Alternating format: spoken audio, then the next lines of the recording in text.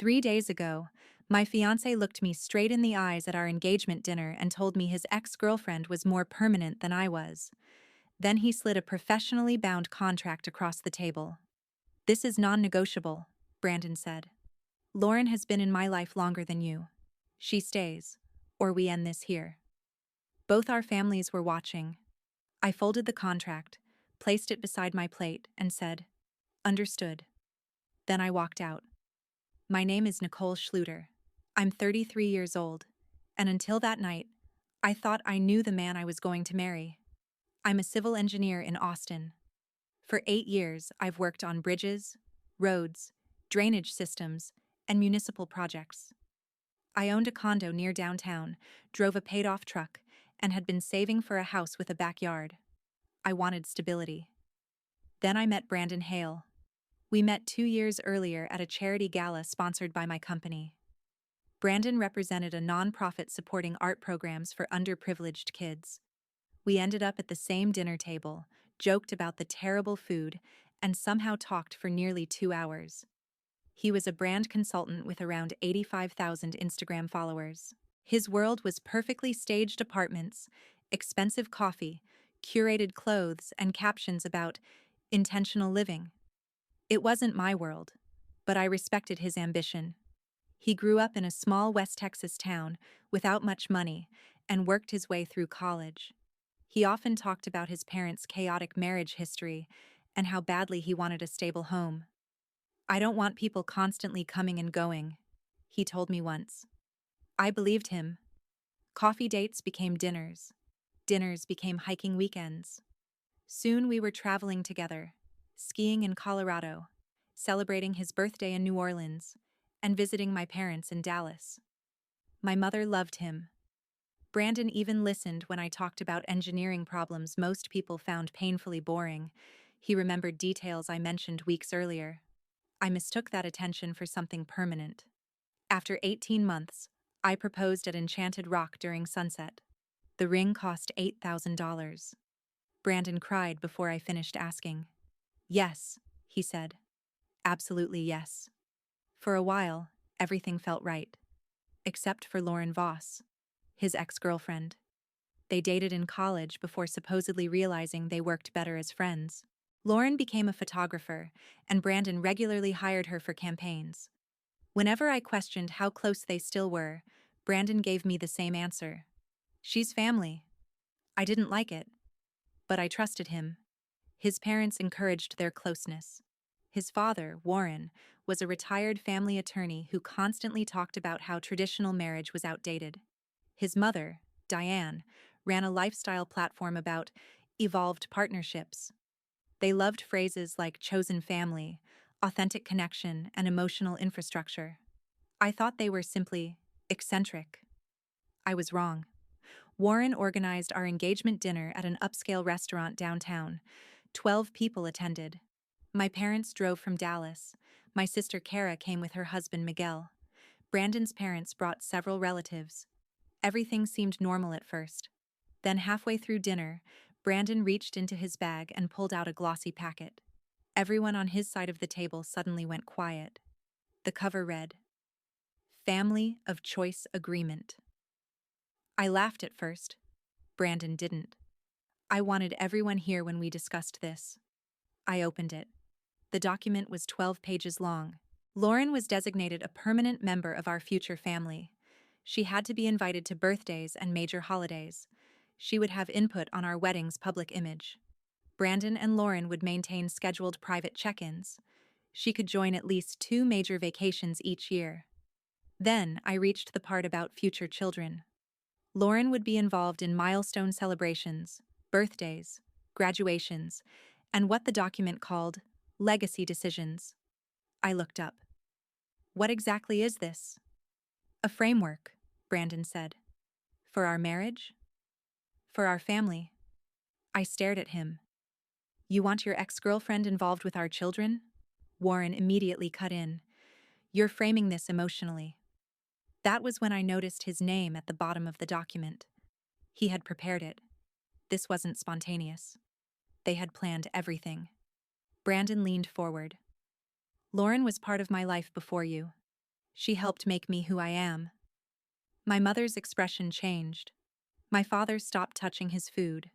Then Brandon said it. This is non-negotiable, Nicole. Lauren stays or we're done. Silence. I looked at him for several seconds.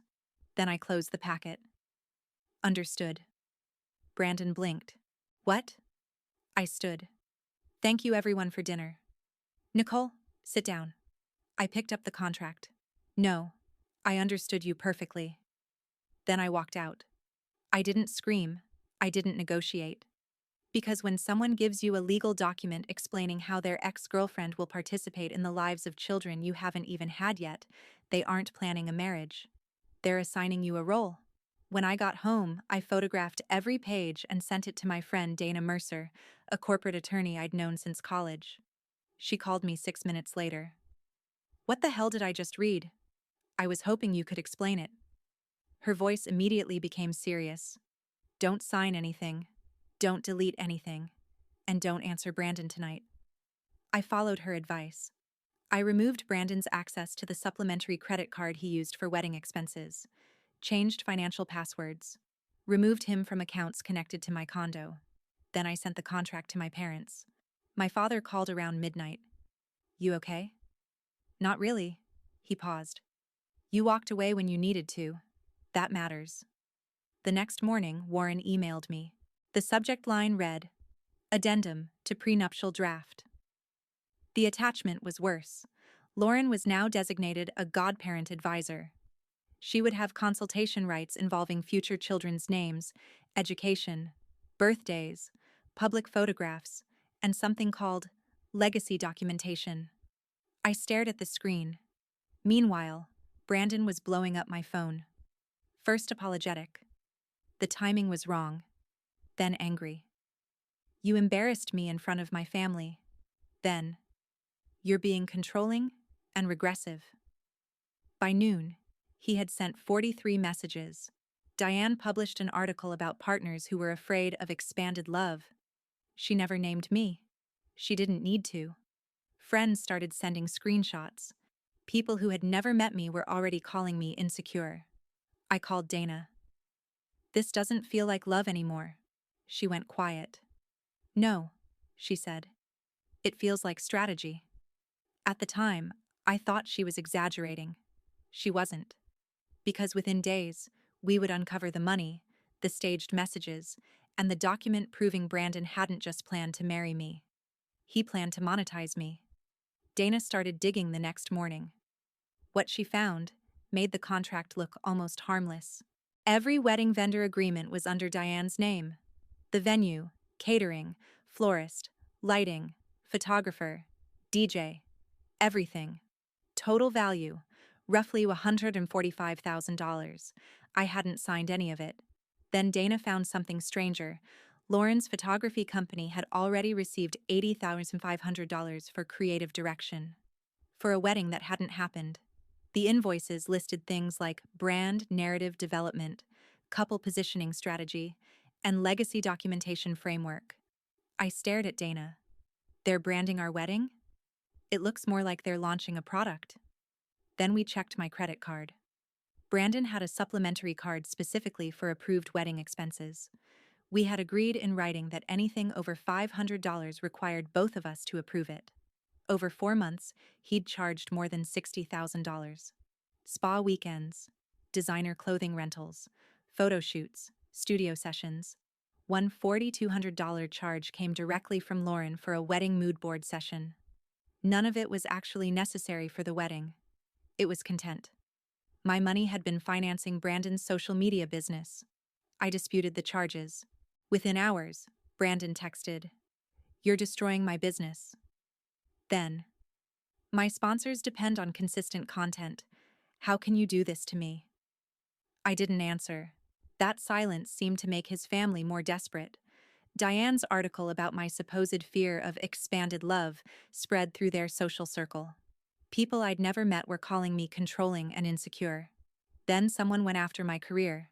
My company's HR department received an anonymous email claiming I was experiencing an emotional breakdown and might be unsafe working on critical infrastructure projects. That scared me more than anything else. My career was something I had spent years building. Fortunately, Javier, a friend in cybersecurity, helped investigate. The email had been sent from Diane's home network. I remember reading that report twice. She tried to get me fired. Dana shook her head. She tried to frighten your employer. There's a difference legally, but document everything. I gave HR the engagement contract, Warren's addendum, Diane's posts, and the timeline. 3 days later, the complaint was dismissed as malicious. My supervisor told me quietly, "Your position here isn't in danger." For the first time in days, I could breathe. Then Kelsey contacted me. She had been Brandon's roommate in college and still occasionally worked with him as a stylist. She'd attended our engagement dinner and had barely spoken. Her message contained one sentence: "I need to show you something." We met at a coffee shop across town. Kelsey looked nervous the entire time. Finally, she pushed her phone toward me. "I think you deserve to know what really happened." There were screenshots of a group conversation between Brandon, Diane, and Lauren from the week before our engagement dinner. They had rehearsed everything: when Brandon would pull out the contract, how Diane should react, which words he should use, even how long he should wait before giving me the ultimatum. Then, I read Diane's message. "If she walks out, we position Nicole as controlling and regressive. Either outcome works for us." Lauren replied, "Public pressure should make her comply. Nobody wants to look insecure in front of both families." Then Brandon, "She'll sign. She's too invested to leave now. She spent $8,000 on the ring." That one hurt. Not because of the money, because he thought my love made me easy to manipulate. I handed the phone back. "So the dinner was staged." Kelsey nodded. "I'm sorry." Dana's reaction was colder. "Perfect." I looked at her. "Perfect?" "Premeditation. Save everything." A few days later, Warren requested what he called a neutral family meeting. Dana came with me. Brandon opened by offering a compromise. Lauren would no longer attend Thanksgiving or Christmas, but she would retain creative authority over Brandon's public image and any content involving our relationship. "This is me meeting you halfway," he said. I almost laughed. Instead, I looked at Dana. She nodded. We had brought a projector. I connected my laptop. First, I displayed the screenshots proving they had staged the engagement dinner. Brandon's face drained of color. Then came Lauren's $80,500 invoices. Then my credit card statements. Then Warren's prenup addendum giving Lauren influence over our hypothetical children. Warren finally snapped. "This is defamatory." Dana leaned forward. "Defamation requires false statements. Everything Nicole presented is documented." Silence. Diane started crying. She said they were trying to build a new model for modern families and that I was destroying something beautiful because I couldn't understand it. My mother had remained quiet until then. Finally, she looked directly at Brandon. "You asked my daughter to sign a contract giving your ex-girlfriend influence over her children." Nobody answered. The meeting ended shortly afterward. I thought that was the worst revelation we were going to get. I was wrong. 3 days later, Kelsey contacted me again. She had found a presentation on Lauren's laptop while working at Brandon's apartment. The title was "The Modern Family Brand: Turning Love into Legacy." It wasn't relationship philosophy. It was a business plan. My marriage, my future children, our home, our vacations. Everything had been mapped into revenue streams: lifestyle sponsorships, relationship retreats, corporate workshops, a book Diane planned to sell, 3 podcasts, merchandise, subscription products, even projected income. Year 1, $340,000. Year 2, $750,000. Year 5, $2.1 million annually. Then I reached a slide describing their target audience: women aged 30 to 45 who valued stability but could be persuaded toward expanded relationship models. And underneath that was a description of me, not by name, by function. Female anchor. Stable career. Financial security. Traditional values. Professional credibility. Someone whose participation would make their lifestyle appear legitimate. I stared at those two words. Female anchor. Suddenly, everything made sense. Why Brandon had been so interested in my engineering career. Why his parents loved my stability. Why Lauren needed to remain permanently attached. Why the engagement dinner had been staged. They weren't simply trying to convince me to accept an unusual relationship. They were building a business around my compliance. Dana gave me two options. We can expose everything publicly, she said. Or we stay quiet, protect you legally, and let their own documents destroy them. I thought about Brandon's messages, his mother's article, the anonymous HR complaint. Then I closed the laptop. No public revenge. Dana raised an eyebrow. I just want out. And that was exactly what we did. Within weeks, Brandon lost two major sponsorships after he stopped producing content during the credit card investigation. Lauren lost several photography clients. Diane temporarily shut down her blog. Then Warren threatened to sue me for emotional distress and public humiliation. Dana actually laughed when she read the letter. Her response included the staged messages, the HR complaint, the financial records, and the business pitch deck. That night, she texted me, "Don't blink." For the first time since the engagement dinner, I slept through the night. But Brandon's family still believed they could negotiate their way out. They couldn't, because the next time we sat across from each other, there would be attorneys, a mediator, and that pitch deck would be projected on the wall. The mediation lasted 3 hours. Sterile conference room, bad coffee. 2 attorneys, a mediator, both families, Brandon and Lauren, sitting beside him like she still belonged in the center of our relationship. Warren opened by describing me as an unstable woman who had misinterpreted an evolved family structure. Diane talked about the emotional damage caused by my public rejection. Brandon barely looked at me. Then Dana connected her laptop to the screen. I think everyone should see why Nicole walked away. The pitch deck appeared on the wall. The Modern Family. Brand, turning love into legacy. Nobody spoke. Dana moved through the slides slowly. Sponsorship projections, podcasts, relationship retreats, book deals, merchandise. Then the 5-year revenue forecast appeared. $2.1 million annually. Finally, Dana stopped on the slide, describing me. Female anchor. I watched Warren's expression change. Confusion, recognition, then anger. Diane suddenly stopped talking about emotional evolution. The mediator looked directly at Brandon. Did you intend to build a commercial business around your marriage without Nicole's knowledge? Brandon looked at Lauren. Lauren stared at the table. Neither answered. My mother finally spoke. You planned to turn my daughter's marriage into a business opportunity, and now you're claiming she hurt you by refusing. The mediator called a break. After that, their confidence disappeared. The settlement took 2 weeks. I agreed to withdraw disputes on 2 borderline credit card charges totaling about $2,400. In exchange, Warren and Diane accepted responsibility for every wedding contract. A binding non-disparagement agreement prevented them from using me as material for blogs, podcasts, interviews, or social media. Brandon signed a 5-year no-contact agreement. Lauren signed a cease and desist preventing her from using my name, image, profession, or relationship history in commercial materials. It was over. Not dramatically. No courtroom victory.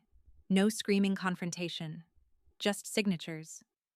Ironically, the thing Brandon tried to use to control me, a contract, became the thing that finally removed him from my life. The consequences came afterward. Brandon attempted to rebrand himself online as a relationship coach focused on healing after heartbreak. It didn't work. Within 2 months, most of his major sponsors disappeared. His follower count dropped from around 85,000 to barely 31,000. The book opportunity Diane had been helping him pursue vanished too.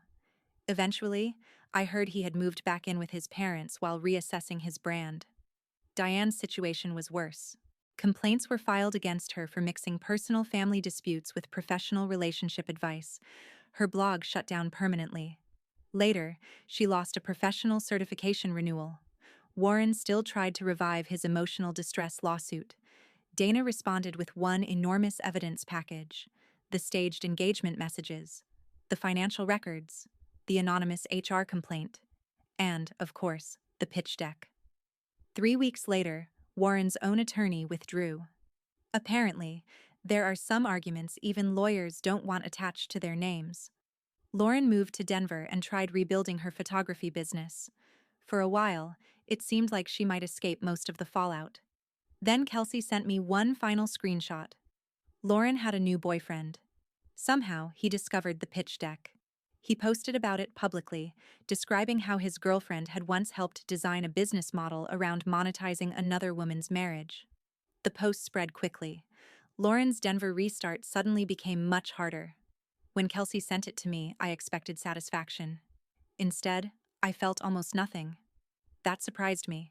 Months earlier, I would have wanted everyone involved to experience exactly what they put me through. Now, I just wanted them gone. My life had become quiet again. 3 months after mediation, my company promoted me to senior project lead. Not long after that, an affordable housing development I had helped design finally broke ground. 200 sustainable mixed-income units. I stood at the site one morning wearing a hard hat, watching excavators move dirt beneath the Texas sun.